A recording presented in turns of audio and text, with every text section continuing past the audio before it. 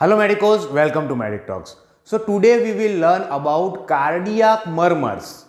Cardiac murmurs means abnormal heart sounds. हम जानते हैं कि हार्ट में जनरली दो साउंड्स प्रोड्यूस होते हैं, that is first heart sound and second heart sound. So जब भी इनकी जो क्वालिटी है वो चेंज हो जाती है उसको हम कहते हैं कार्डियक मर्मर्स और एबनॉर्मल हार्ट साउंड्स. जनरली ये जो हार्ट साउंड है वो हम ऑस्कल्टेट करते हैं with the help of stethoscope.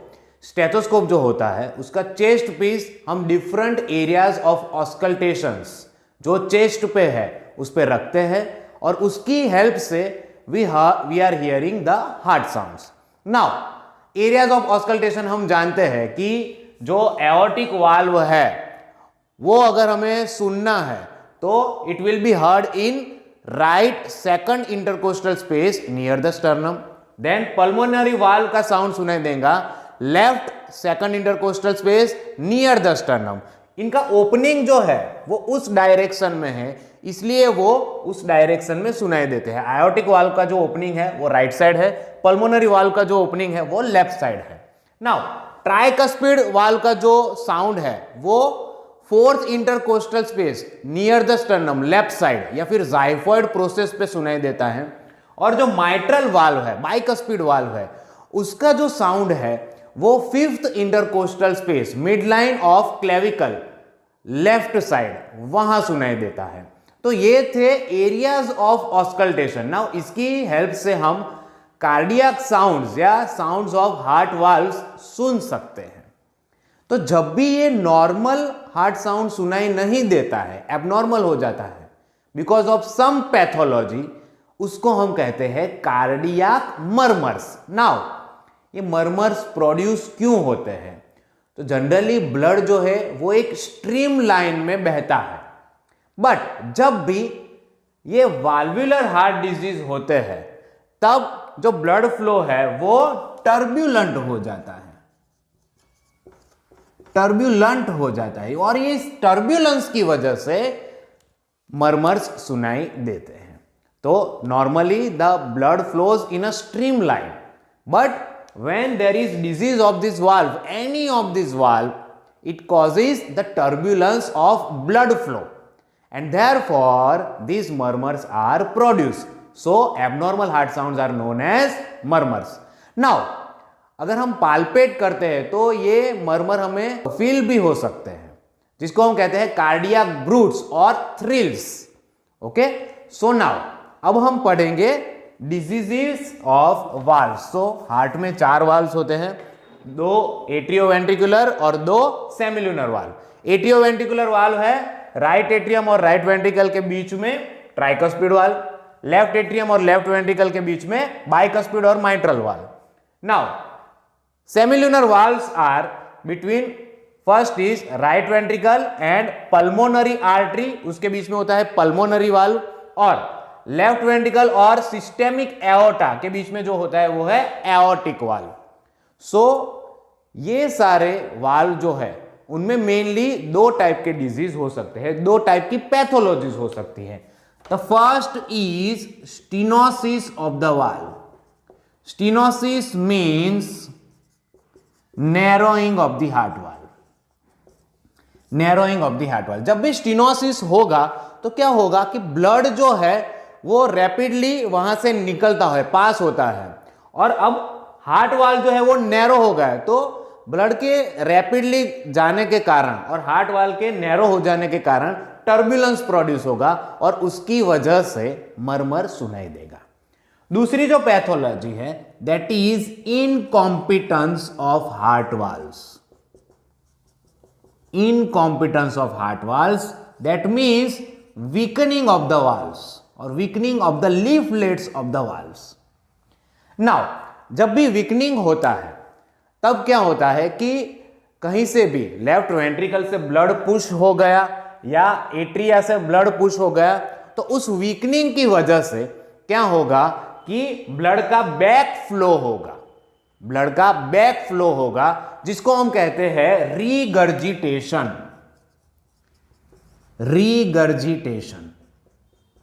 तो वीकनिंग में क्या होता है कि ब्लड एक चैम्बर से दूसरी चैम्बर में पास हो गया है, लेकिन वो वीकनिंग की वजह से जो हार्ट वाल्व है वो ब्लड को रोक नहीं सकता उस चैम्बर से अगली चैम्बर में आने से, और उसी वजह से रीगर्जिटेशन होता है.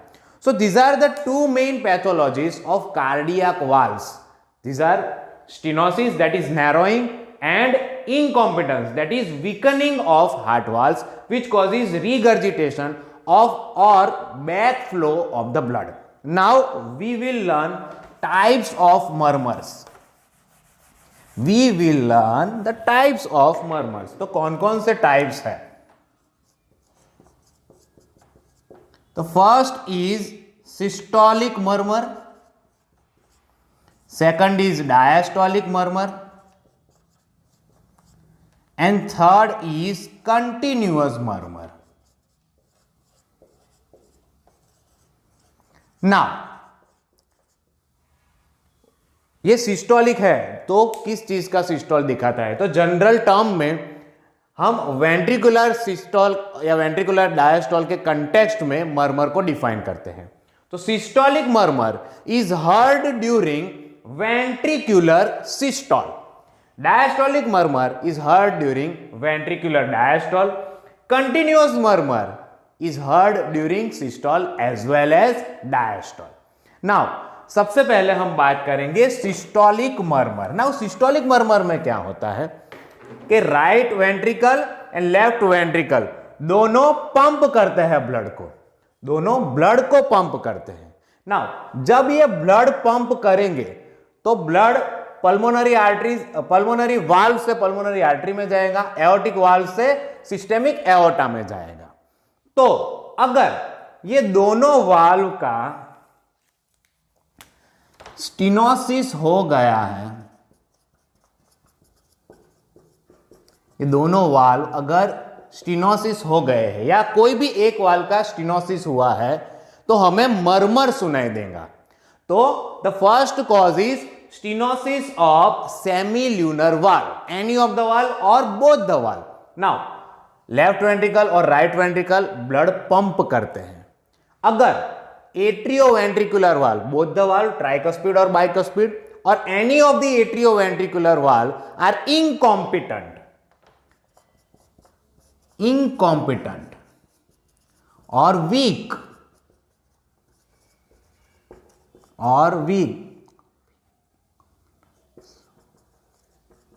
सो उससे क्या होगा? There will be regurgitation of blood, regurgitation of blood to left atria और राइट एट्रियम, ओके, या बोथ. तो first cause is stenosis of SL valves and the second cause is incompetence of AV valve. तो systolic murmur के ये दो main reason, first is stenosis of SL valve and second is incompetence of AV valve. Third is severe anemia. Severe anemia में भी systolic murmur सुनाई देता है. Then ventricular septal defect. हम जानते हैं कि राइट वेंट्रिकल और लेफ्ट वेंट्रिकल के बीच एक सेप्टम होता है जो इंटैक्ट होता है. वो मेम्ब्रेनस और मस्कुलर, ये दोनों पार्ट से बना हुआ होता है. अब मेम्ब्रेनस या मस्कुलर कोई भी पार्ट जो है उसमें डिफेक्ट रह गई, ओके, या होल रह गया, तो उसको हम कहते हैं वेंट्रिकुलर सेप्टल डिफेक्ट. हम जानते हैं कि वेंट्रिकुलर सेप्टल डिफेक्ट में क्या होता है, लेफ्ट वेंट्रिकल से ब्लड जो है वो राइट वेंट्रिकल में जाता है, शंट हो जाता है, और इस ब्लड फ्लो की वजह से सिस्टोलिक मर्मर सुनाई देता है. नाउ सिस्टोल में क्यों सुनाई देता है? क्योंकि सिस्टोल में दोनों पुश करते हैं. हम जानते हैं कि लेफ्ट वेंट्रिकल की जो वॉल है वो ज्यादा मस्कुलर होती है और ज्यादा पावरफुल होती है, तो वो जब ब्लड पंप करेगा तो वो एओर्टा में तो जाएगा ही, लेकिन इस शंट की वजह से, वेंट्रिकुलर सेप्टल डिफेक्ट की वजह से ब्लड जो है वो राइट वेंट्रिकल में भी जाएगा. तो इसकी वजह से भी मर्मर प्रोड्यूस होगा during systole. And the last one is कोआक्टेशन of aorta. Coarctation of systemic aorta. Now coarctation means narrowing. Iota का कोई पार्ट अगर नैरो हो गया है तो क्या होगा, लेफ्ट वेंट्रिकल ब्लड पुश करेगा, लेकिन वो पार्ट नैरो है और इस नैरोइंग के कारण क्या होगा, फिर से एक बार टर्बुलेंस क्रिएट होगा और टर्बुलेंस क्रिएट होगा तो कार्डियक मर्मर प्रोड्यूस होगा या फिर एबनॉर्मल हार्ट साउंड प्रोड्यूस होगा. So these were the pathologies which causes systolic murmur. Now we will see the diastolic murmur.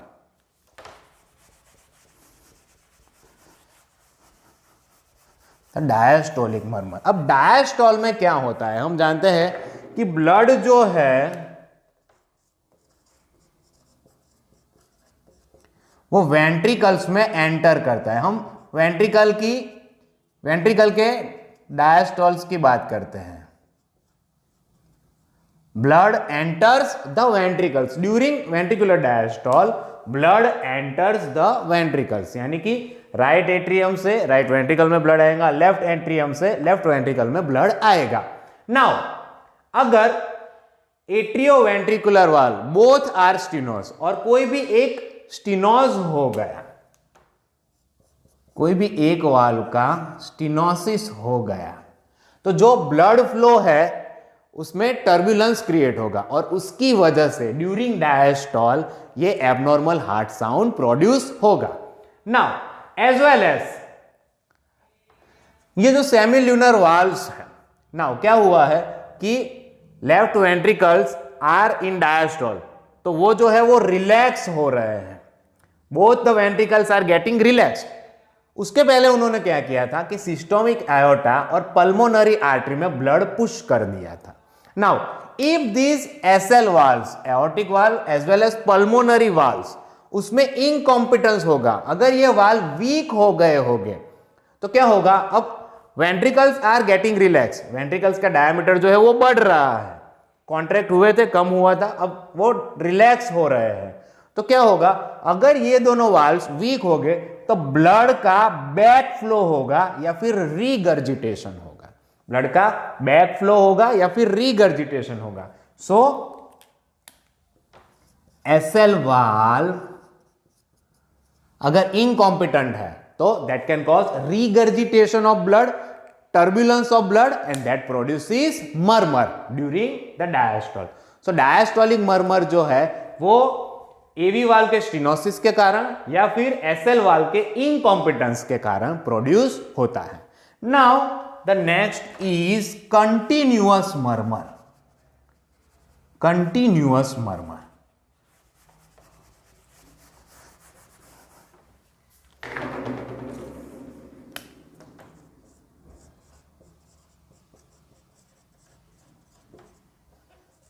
Continuous murmur कब प्रोड्यूस होता है, जब भी पेटेंट डक्टस आर्टीरियोसस होता है.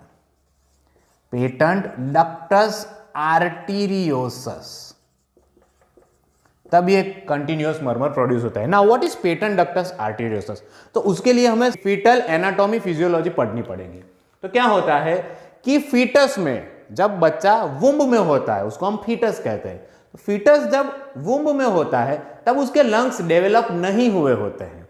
तो लंग्स जो है वो डेवलप ना होने के कारण क्या होता है कि ब्लड इस पल्मोनरी आर्टरी से डायरेक्ट दिस एओर्टा में जाता है. Now why this happens, because fetal blood does not need to get oxidized. Fetal blood जो है वो मदर्स ब्लड से आता है. नाउ मदर का जो ब्लड होता है वो ऑलरेडी ऑक्सीजनेटेड होता है. Fetus blood does not need to get oxygenated. So क्या होता है कि लंग्स डेवलप नहीं होते हैं, ऑलरेडी ऑक्सीजनेटेड ब्लड आ रहा है, तो अब क्या होगा कि ब्लड जो है वो पल्मोनरी आर्टरी से होकर डायरेक्ट सिस्टेमिक एओर्टा में जाता है और वहां से बॉडी के सारे ऑर्गन तक पहुंचता है. जब भी बर्थ होता है, फीटस का बर्थ होता है, तो उसके बाद क्या होता है, ये जो ओपनिंग है वो क्लोज हो जाता है. ये ओपनिंग क्लोज होता है. अगर ये ओपनिंग क्लोज नहीं होता तो उसको हम कहते हैं patent ductus arteriosus. If this opening does not get close, it is known as PDA, patent ductus आर्टीरियोसस.